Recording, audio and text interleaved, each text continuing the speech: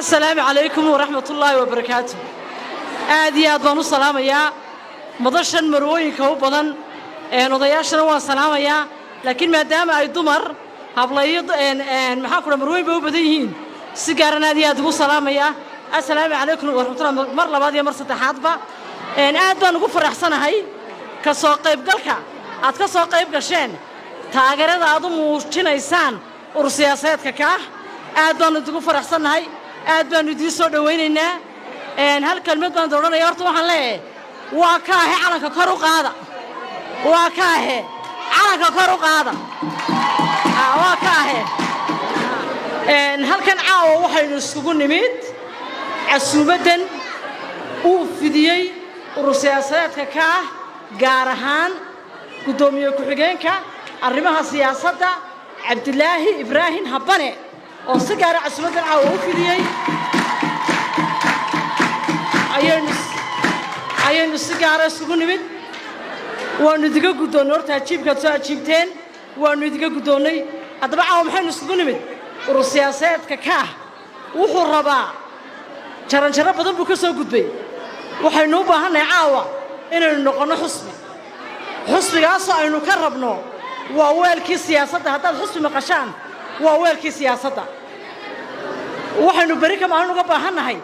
hablayo inamaba yada islaam saydana kalaba inaynu siyaasadda ku soo biirno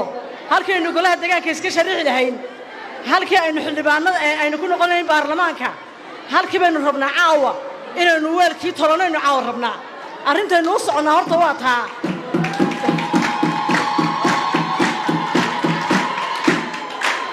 marka madaxweyne la dooranayo hal qof baa la doortaa laakiin waxaad ogtiin marka golaha deegaan la dooranayo gobol wala Soomaaliya kamid xildhibaanayna ka dooranaa baarlamaan baynu dooranaa deyntaas ka fara badan golaha deegaanku waa dhowr boqol weeyaan 300 400 dhadhow weeyaan baarlamaankii way noognayn 2 yihiin horta waxaasa ururada iyo xusbiyada laga doortaa hadda waxaynu rabnaa inaynu u gudubno xusbi aynu kala soo baxno waxaas oo dhan aynu kala soo baxno caaw marka diyaar ma u nahay inaynu ka dhigno xusbi ساقيار مني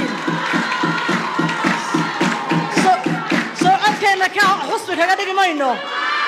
أرنتين نورت سكوني مذا أقوين واسع مركو حسب نقطة وحبنا قاعد دونا لبعضهم بدون إنه ذوقنا هاي نقول حيران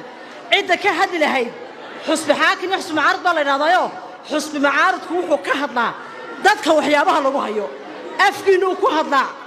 مركو واحد نوبه هناي إنه هلا inuu xusbi ka ahi noo noqdo si aynu xuquuq badan oo leenahay Allah idiga hadlana afkiina anaga ku hadlayna marka waa inaynu gaarsiino xusbi inaynu gaarno aad iyo aadna waan salaamaya waanad mahadsantiin dhageysiga wanaagsan